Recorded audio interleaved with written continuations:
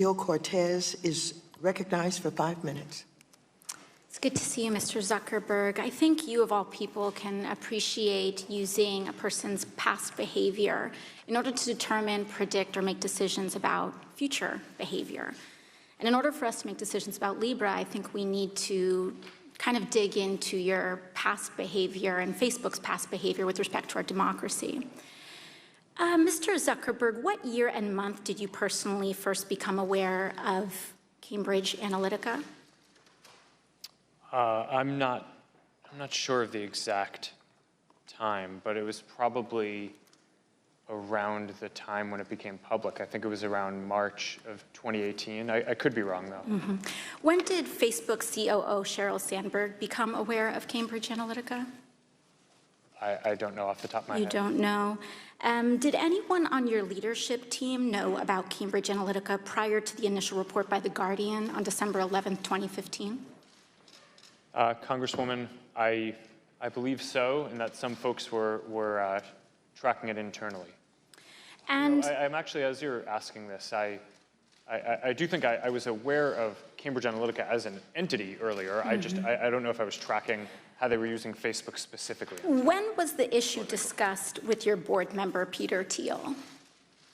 Congresswoman, I don't know that off the top. You don't know. This was the largest data scandal with respect to your company that had catastrophic impacts on the 2016 election. You don't know? Well, Congresswoman, I'm sure we discussed it after we were aware of what happened. Okay. You announced recently that the official policy of Facebook now allows politicians to pay to spread disinformation in 2020 elections and in the future. So I just want to know how far I can push this in the next year. Under your policy, using census data as well, could I pay to target predominantly Black zip codes and advertise them the incorrect election date?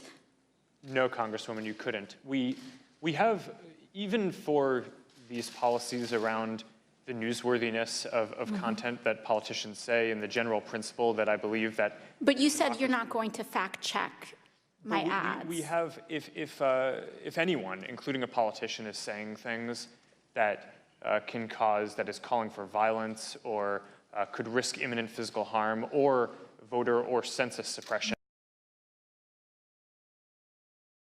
when we roll out the census suppression policy, we will take that content down. So you will, there is some threshold where you will fact check political advertisements. Is that what you're telling me? Well, Congresswoman, yes, for specific things like that, where there's imminent risk of harm. Could I run ads targeting Republicans in primaries saying that they voted for the Green New Deal?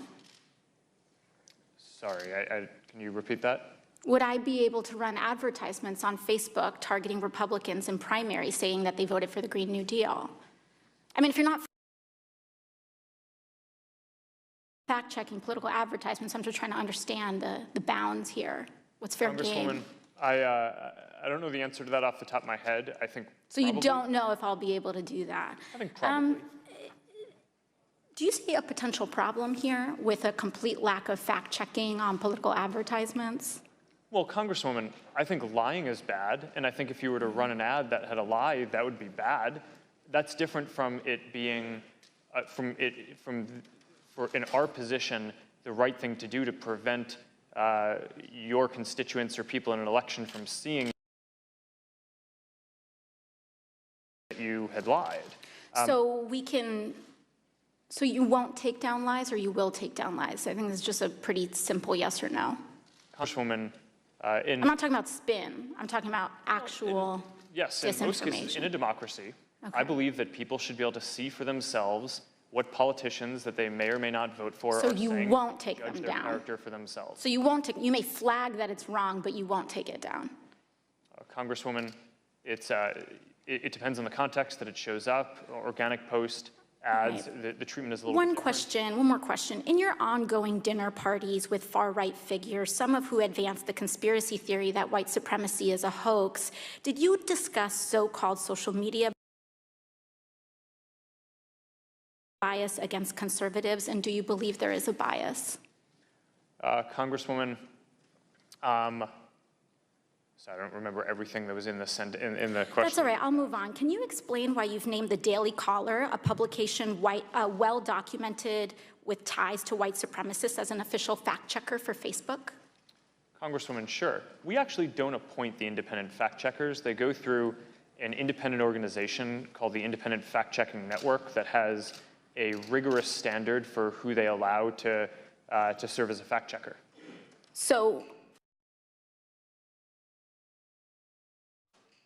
you would say that white supremacist tied publications meet a rigorous standard for fact checking? Thank you. Congresswoman, I would say that we're not the one assessing that standard. The International Fact Checking Network is the one who is setting that standard.